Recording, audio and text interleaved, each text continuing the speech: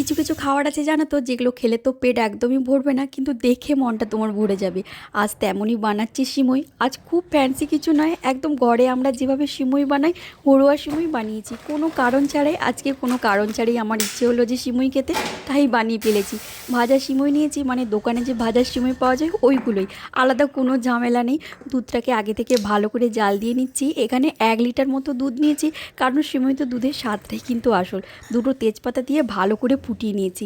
এখানে 1 লিটার মতো দুধের জন্য হাফ কাপ মতো সিমই নিয়েছি।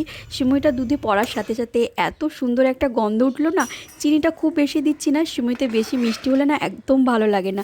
সিমইটা পড়ার পরে বারবার ধরে নেড়েছি যাতে এটা ডলা না বেঁধে যায়। এলাচ দিয়েছি, স্বাদটা একদম অন্যরকম হয়ে যাবে। কাজু কিশমিশটাকে শেষে একদম কি করেছি, ঘিতে ভেজেই দিয়েছি।